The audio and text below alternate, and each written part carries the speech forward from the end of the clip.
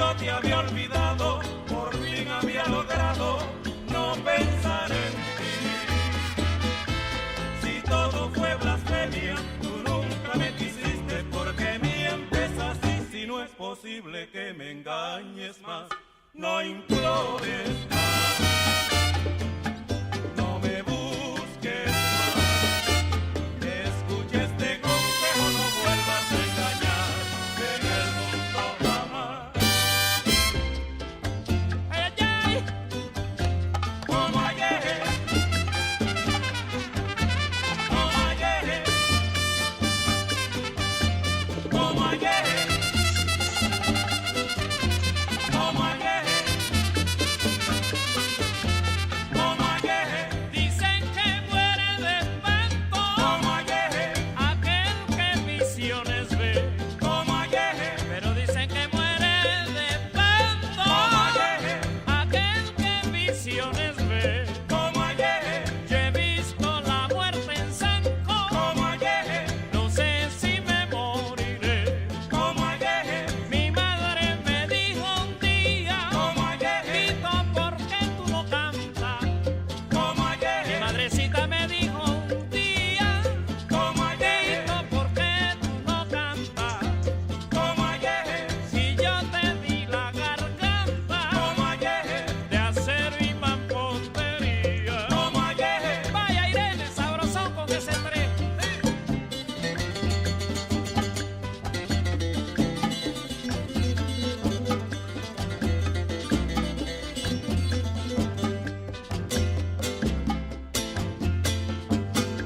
El tercero sinfónico.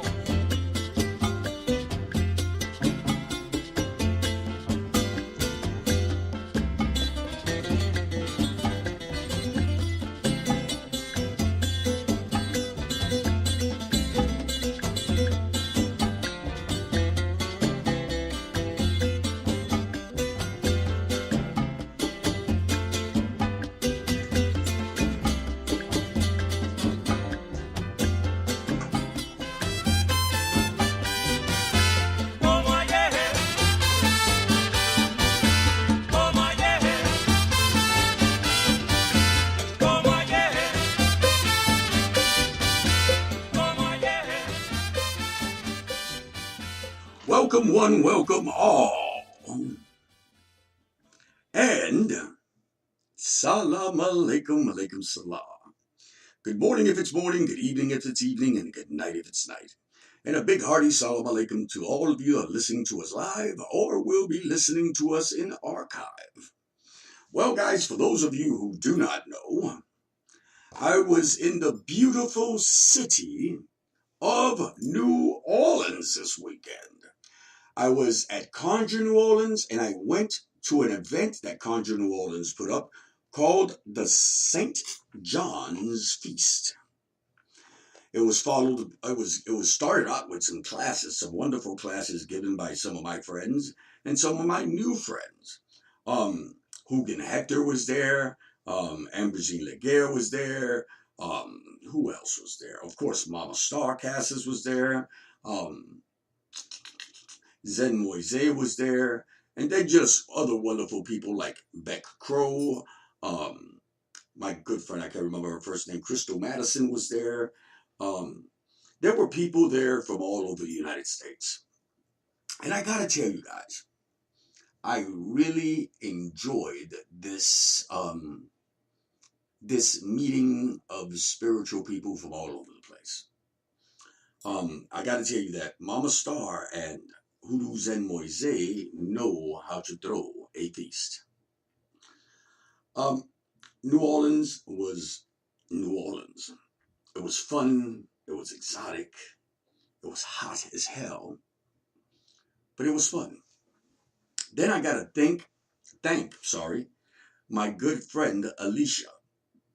Alicia, who happens to be a librarian here in Texas, not too far from me, somewhere between Denton, Fort Worth, and Dallas, right in the triangle. Well, as soon as she found out that I was going to be going to New Orleans, she told me that there was going to be a librarian convention there. So, needless to say, thanks to you, Alicia, I read the biggest thing of librarians I've ever seen in my life. And I gotta tell you, I don't know what concept or what people think about librarians, but man, I gotta tell you, some of them librarians were fine. So guys, do go up in my Facebook feed and my Instagram if you want to see some of the pictures of what went on over there. And then Hoodoo's and Moise, right around the corner from where they have the shop, Conjure New Orleans, they have a bar called Golden Lantern. Needless to say, this is a small bar, a neighborhood bar, but a fun bar. The music was off the chain. The gentlemen that were doing the impersonations were great. I had a great time. I danced. We sung. We even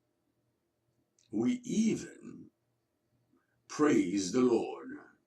Funny as it may seem. But it was fun. It was thing. When I come back, I'm going to tell you how everything else went. Because I got some hell of a damn announcements I'm going to save with you guys. You guys are going to love this. But until then, please listen to my main man, Teddy Pendergrass, as he sings When Someone Loves You Back.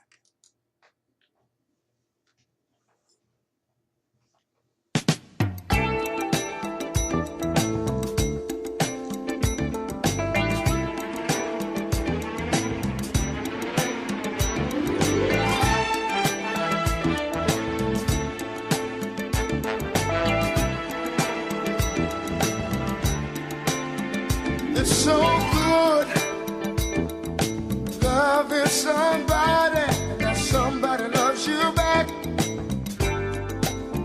To be loved and be loved in return, it's the only thing that my heart desires.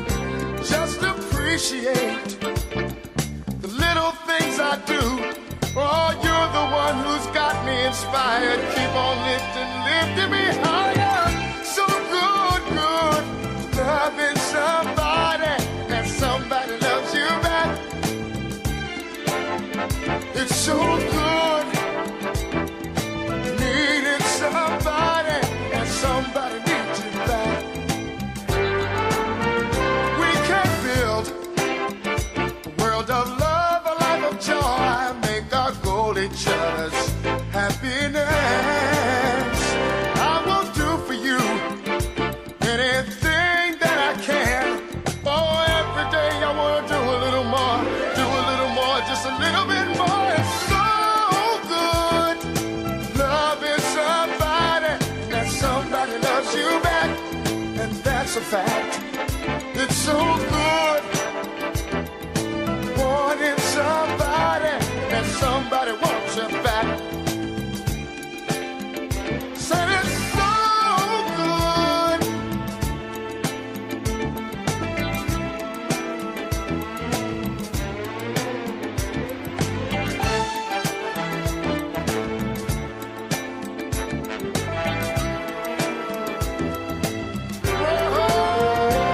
To be loved and be loved in return, it's the only thing that my heart desires. Just appreciate the little things I do. Oh, you're the one who's got me inspired. Keep on lifting me higher. So good, loving somebody, and somebody loves you back, and that's a fact. It's so good, needing somebody, and somebody needs you back.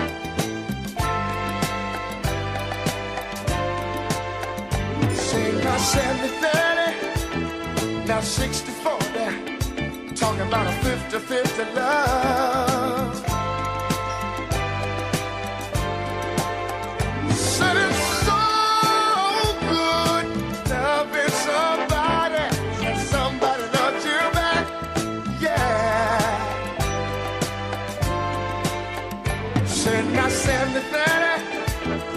got 60-40, talking about a 50-50 love, yeah.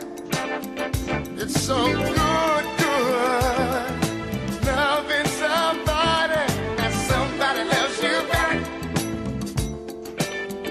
It's so good, good.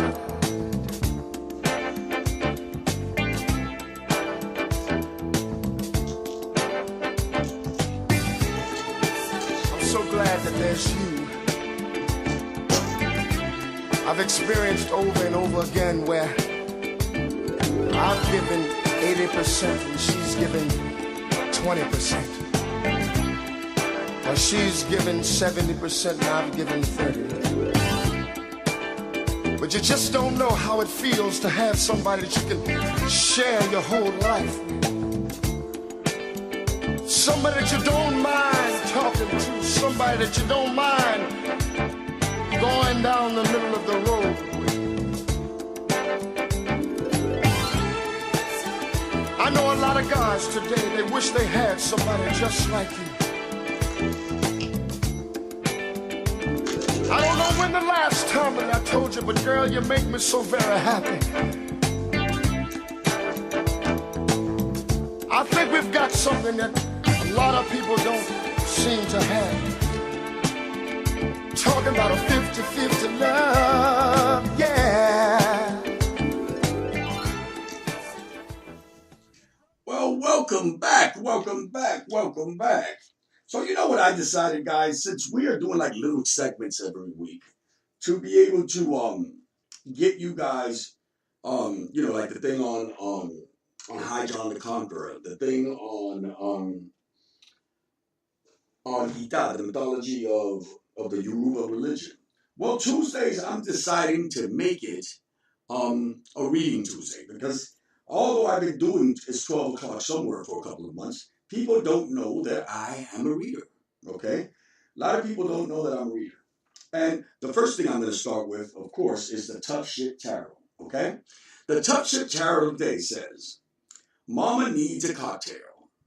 It says, you have been overindulging in food and drink in order to avoid your feelings. Those uncomfortable emotions will only continue to build unless you seek a healthy emotional release. Okay? That's what we're talking about today. I also pulled out a little spread of cards today. Okay? And I hope that the person that needs to hear this actually hears this. I use a Lenormand deck, but this Lenormand deck was given to me by Miss B a long time ago. It is the Lenormand original and primal Lenormand. It is made by the Game of Hope, I think it says, and it has some German writing and stuff like that there. Until a couple of years ago, when I first started reading Lenormand, I would only do the picture part of it, okay? Meaning, you know, the picture, the 31, what the picture was, and what was going on in the picture. Let me message someone right quick.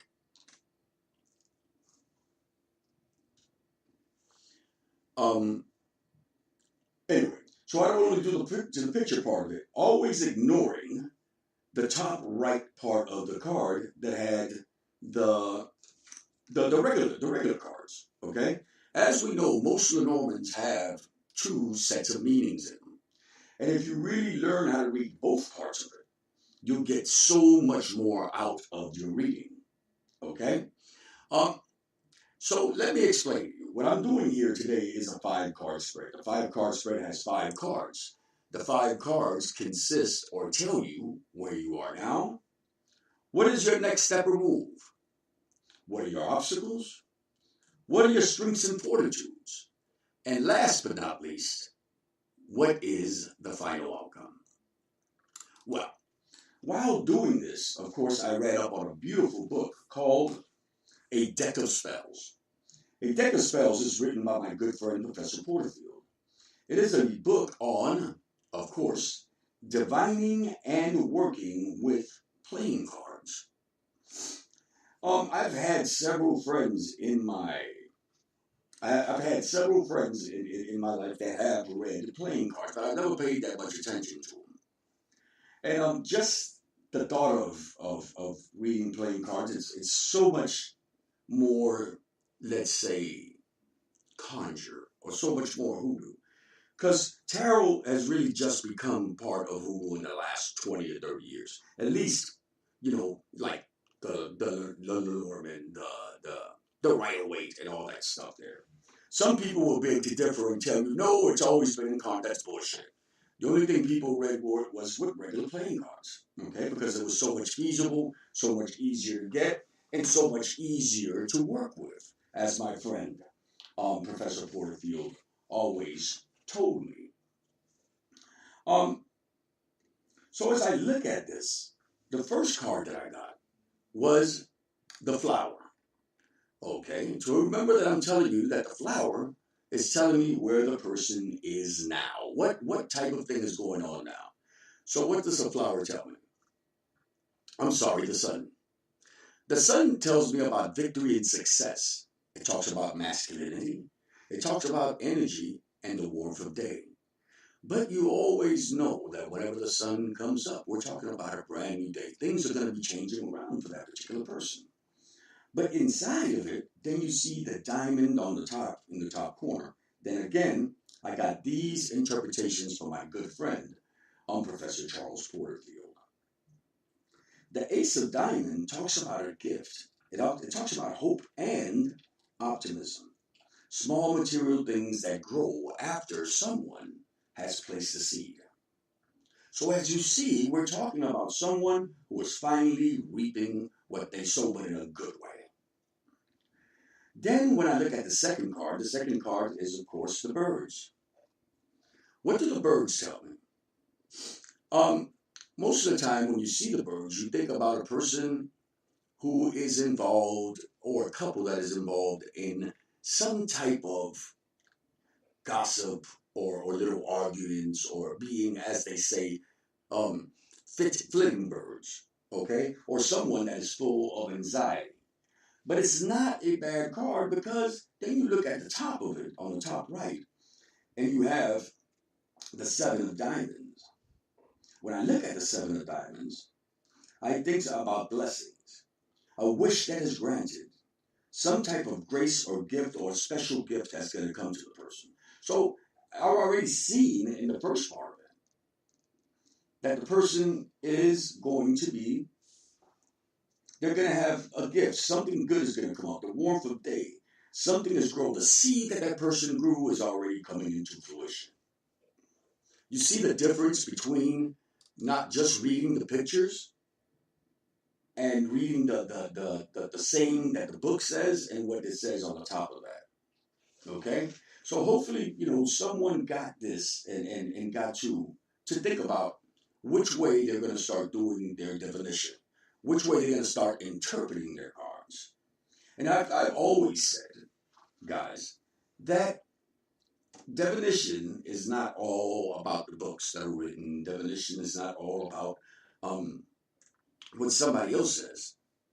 Divination is about the relationship you build with your cards, with your shells, with your ancestors, with your spirits. See, it is not just all about the books. It really isn't. But with a combination of that and the relationship that you get with spirit, you'll be able to do a lot. Well, I'll return right after Michael says what he has to say. I was wondering, if you could keep on, because the force, it's got a lot of power, and it makes me feel like it makes me feel like that. Feel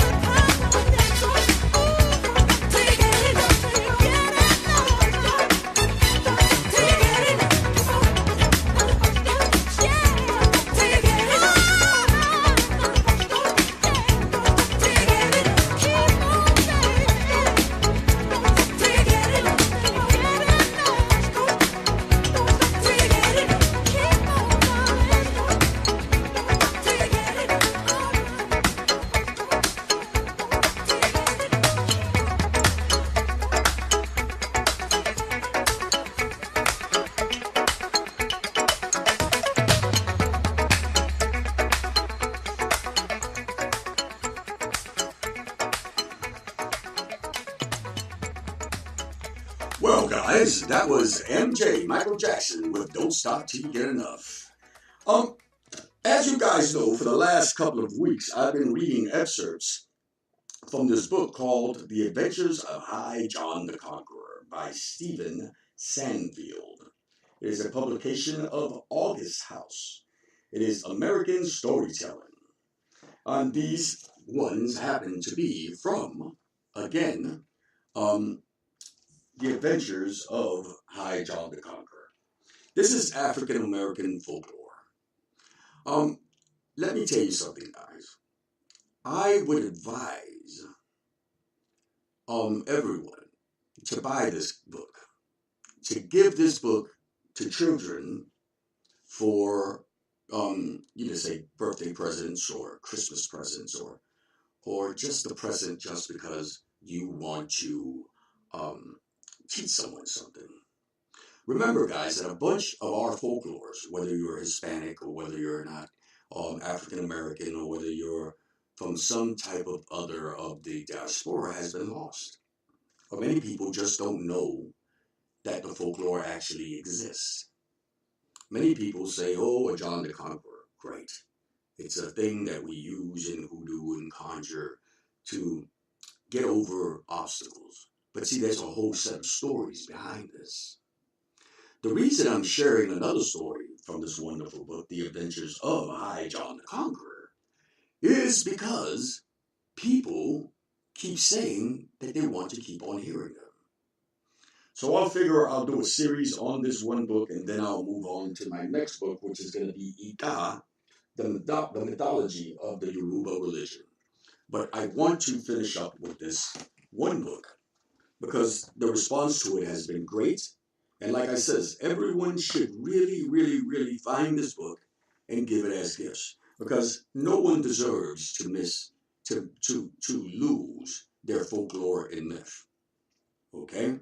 As we know, when we lose it, then someone else will rewrite it to some other shape, form, or matter, like is the fact with conjure and hoodoo these days. So let's each one teach one. Go over to August House and get this wonderful book called The Adventures of High John the Conqueror by Stephen Sandfield. Our story today is called Off Limits. Well, let's start. Whenever Old Master was feeling mean, angry, or both, which were pretty often, he would take it out on the slaves. It might be by a mean beating for anyone who was unfortunate to catch his eye. Or he might order the overseer to keep them working in the fields late into the night, under the light of the moon. Or worst of all, he might hold back the meager rations given to the slaves, making their lives even more misery than they already were. Sometimes, though, he would just plain pettifogging. Like the time he announced that the catfish in the big pond were off limits to everyone except himself. From now on, he said, he was the only one that could catch fish. The slaves were still allowed to fish in the pond, but once they completed their work, or on Sunday, when they weren't expected to labor. But they hooked a fish, and they were better throw it back in the water where it came from. Otherwise, they would be severely punished. Oh, they were free to keep any other fish they caught, which was all well and good, except the only fish that had lived in the pond were tiny perch, not bigger than a baby's hand. They were small and filled with bones like needles, and they hardly seemed to work. They hardly seemed to be worth the trouble they took to clean and cook them. After Master laid down in his new law, John was the only one who kept on right on fishing. Every Sunday he was amble and on the pond, setting himself in the warm shade of the oaks and the willows to try his luck. When the others asked him why he bothered, he smiled with that big smile and his say, well, oh, I just love these little perches. For me, they are sweet as sugar on the tongue. The truth is that John didn't like the perches any more than anyone else did, but he certainly did like catfish. And it was a catfish he was fishing for, but he was old enough to keep, and every one he pulled out from the pond, he was cagey enough to get them into his frying pan without anyone, including Master, seeing it. Late one Sunday afternoon, John had fallen asleep in the long, dappled shadows and was dreaming of his favorite dream about laying down and getting up and doing whatever he wanted to do. Not when someone else thought he should do. John was dreaming about freedom. Just then, who should come walking by the pond but old Master himself? He saw John napping, his pole in the water with a bunch of tiny perch in his bucket. And there, hanging on the string tied to a branch of the willow, was a fat 8-pound catfish. He caught John as sure as John had caught that catfish. No doubt about it. He shook John awake. And in the minute John opened his eyes and ears, he didn't have any doubt about it either. Nice day, he said, Master, staring directly at the yellow and gray catfish gleaming in the sun. How was fishing today? John knew he was in the middle of a serious problem, and he was scared. But he had learned long ago that being scared didn't do anything good whatsoever unless that anyone was going to do something about it. He immediately began to scramble in his mind, thinking hard of what he could almost hear the wheels of the spinning inside his head. Meanwhile, Master was delighted in the situation. He wanted to make as much pleasure as he could. He wanted to see John twist and turn like a fish might do when he caught himself in a hook. I asked you, John, he said slowly, how was fishing? And at that minute of playing with John, Master's mistake, because that was all the time John needed. You know, Master, he said, I've been having a terrible day today, a terrible time. Everything started out just fine. The birds were biting good. I had half a bucket before I was even settled in. And then this catfish heard that I was here and began stealing my bait. I asked him to stop, but he kept on right on taking it.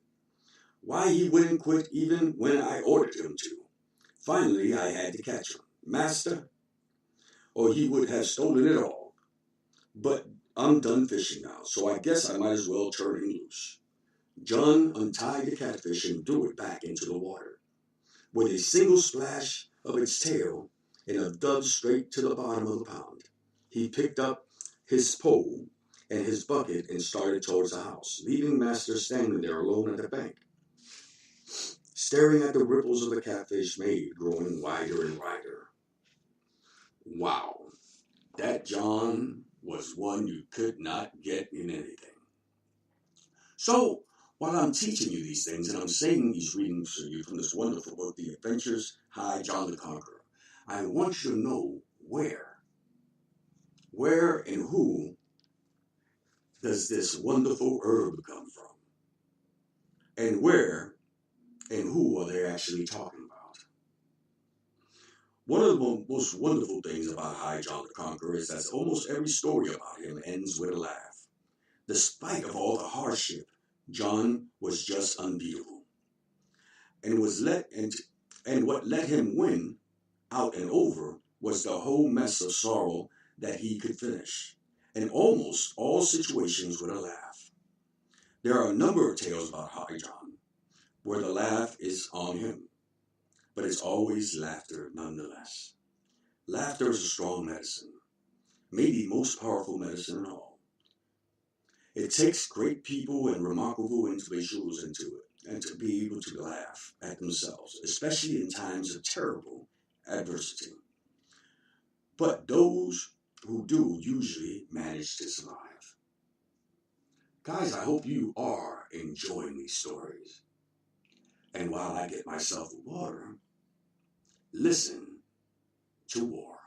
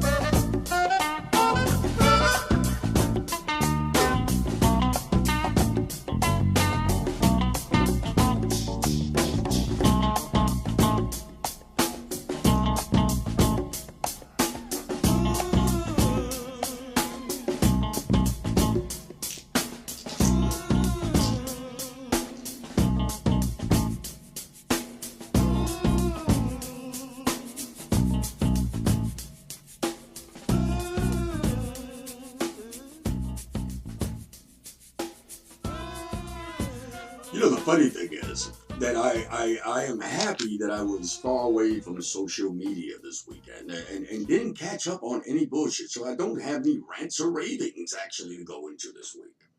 But I do have to tell you about something that's going on. Okay? Community is going on. We are building bridges where bridges were destroyed. What do I mean by that? Well, how are we dealing with that? We are having conjure galas. We're having conjure feast. We just had the St. John's feast in New Orleans, hosted by Conjure New Orleans, which the owners of the building of the wonderful business are Hurus and Moise, and of course Mama Star Cassis. It was absolutely wonderful. But I also want to tell you that we are having something called the Conjure Galas. We've already had one in Colorado, in Denver, Colorado. We had one in New York, and we are now going back to Denver, Colorado, on my birthday, as a matter of fact, for the Mile High Conjure Gala. Let me tell you something. This community is coming together. This community is helping communities. We are no longer telling you need to go to California to see us, or you need to go this place to see us. No, we're doing community-based things, and we will be in certain communities. The Mile High Conjure Gala was the first, and it just keeps on growing each and every year. So if you are a vendor, if you are a reader, we have a reader section. Please do come over to the Mile High Conjure Gala in the beautiful city of Denver at the Lumber Baron Inn. I'm going to name a couple of people that are going to be there just off the top of my head, because I never can name them all at one time. But a very good group of people. Just like the people that I met at Conjure New Orleans this weekend. People that have put the bickering aside. People who are building and mending bridges. People that are putting the community first. Especially the community that they live from. We're going to have Doc Beverly Smith there. Professor Ames is going to be there. Huru Zen Moise is going to be there. Professor Charles Porterfield is going to be there. Ambrosine Laguerre is going to be there. Ifa Abeyu is going to be there. Michelle Jackson is going to be there. Yvette the Motown Witch, yes she is going to be there. Miss Aida is going to be there. Guys, do you really think that you're going to see this wonderful group of people anywhere else? Well, you just might. Because I made some wonderful friends in Conjure New Orleans this weekend at the St. John's Feast. And both of them have very big followings in either the pagan or Wiccan or both communities, or in the Rupert community. That they have invited myself and my wicked caravan of conjurers to Wisconsin and to Atlanta, Georgia. So sometime next year, the Conjure Gala will be in these two wonderful states. I hope to see all of you there, and I hope to see y'all most of all in Denver.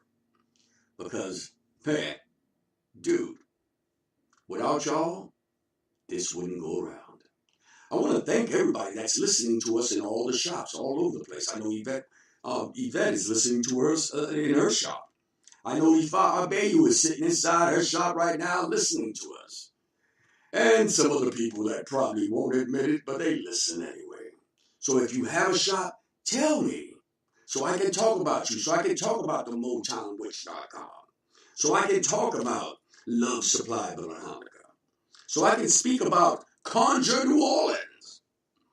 so I can speak about you for supporting us. And I tell you what, people make the world go round. I'll be right back.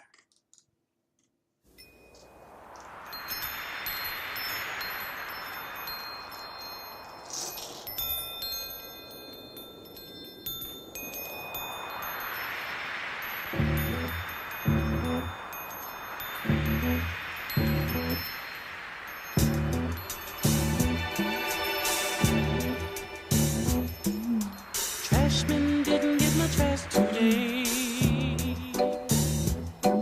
Oh, why? Because they want more pay. Buses on strike wanna raise and fare so they can help pollute the air. But that's what makes the world go round. The ups and downs of carousel, changing people's hands around. Go underground, young man. People make the world go round. Wall Street losing dough on every share. They're blaming it on longer hair. Big Ben smoking in their easy chair on a fat cigar without a care. But that's what makes the world go round. The ups and downs of carousel, changing people's hands around. Go underground, young man.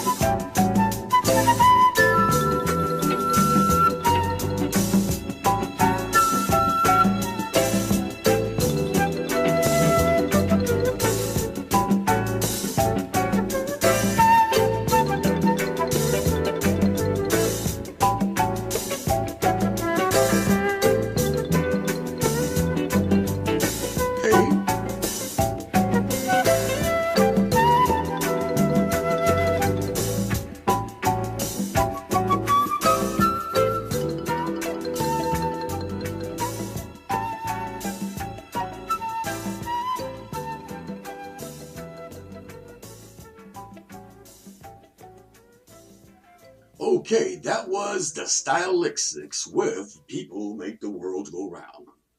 For most of you who do not know and just started following me, like I says, I am a reader. I've been a reader for over 25 years, actually. Almost 30.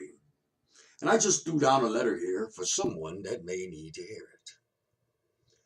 Kalunga says that what is gone does not return, that you are a spiritualist, and you need to start attending your eguns. Start playing and put up your spiritual altar, your ancestral altar. You should be lucky at gambling for the next couple of weeks. You have something very beneficial that has been placed upon you. It says when this money comes, please do not spend it on things that are bullshit. You're buying things and then you don't even use them. It tells me that you have an older person that is sick in your life. You need to start attending that person, because I don't want you filled with regret when that person leaves. It says you are in love with the thought of love, but what you want has never really gotten to you. What you really want hasn't really gotten to you. It says be careful with people trying to offer you dishonest businesses. My friend, let's be very careful with vices, with over drinking, with overdoing drugs and stuff like that, because vices follow you. It is inside your ancestral chain. It says you can cheat and we can be cheated on. So let's be careful with those type of things. It says be careful with your blood pressure, and especially in and around your legs, because it says you may be suffering from arthritis. It says your head is not on right. Some people will say that you're crazy. And if you do not crown, and if you do not find your spiritual path, you might wind up crazy. It says that you've been suffering a lot from lower back pains. You need to start drinking more water. It also says in this that stop putting people, you keep on asking for a lover, you keep on asking for a friend, you keep on asking for that particular person to come inside your life. But you keep on friend zoning him. So, how are you going to sit there and ask God every day to bring a good person into your life? And as soon as he sends them over, you friend zone them. The person that is supposed to be inside your life will be a person that is of a different color and slightly older than you. If you do not know this person is definitely in your path. Start thinking about the things that you're supposed to do, because a lot of times you act out without thinking and then you fall into error. It says if you do not wear sunglasses, sooner or later you're going to need them. But you should wear sunglasses because you do not have a poker face. You need to hide your eyes. Like I says, you are going to one minute or another, sometime soon, have to get into some type of initiation. You need to get into some type of ancestor initiation, because that's what the ancestors that walk around you want you to have. For the next couple of months, I want you to be very careful in and around oceans and rivers and things of that sort. Not because you can drown, but because you can have the bejesus scared out of you. Remember that this reading was only part of the readings that I give at kimbisa.org. As always, may all the eguns and shadows that accompany you have all the necessary light. From where I sit, that's it. And this song is dedicated to all the brick houses that I saw in New Orleans. Until tomorrow, guys.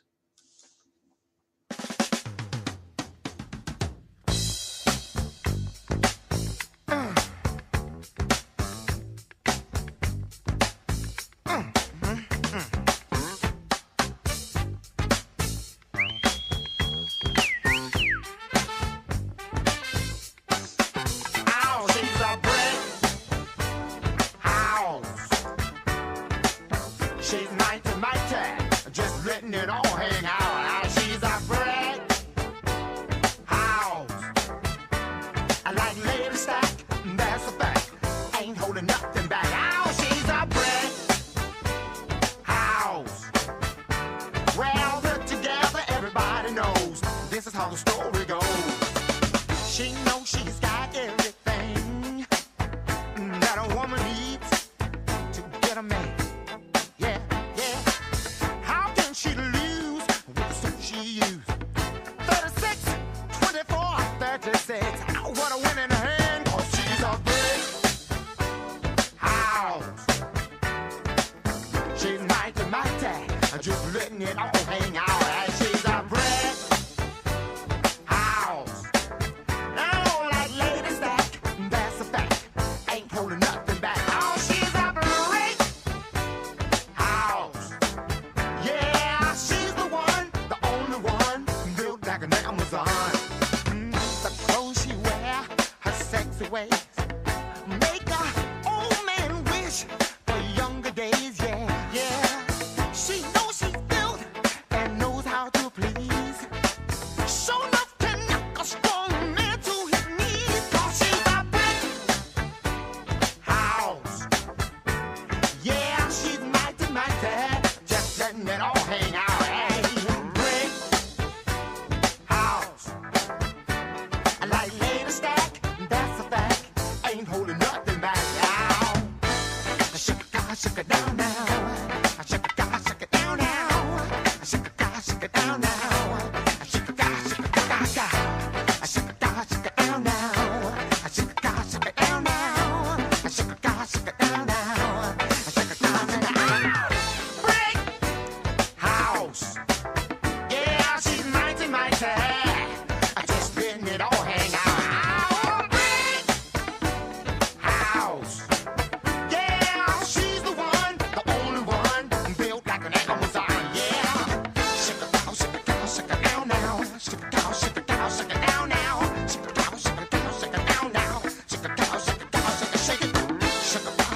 Shake it down now. Shake it now. Shake it now. Shake it now. Shake it now. Shake it now. Shake it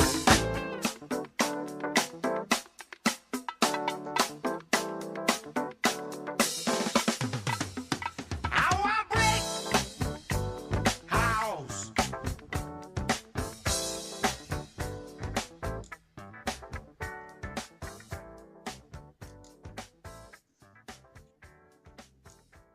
This episode of It's 12 O'Clock Somewhere was brought to you by the Divination Table, Love Supply Botanica, Conjure New Orleans, and of course, kimbisa.org.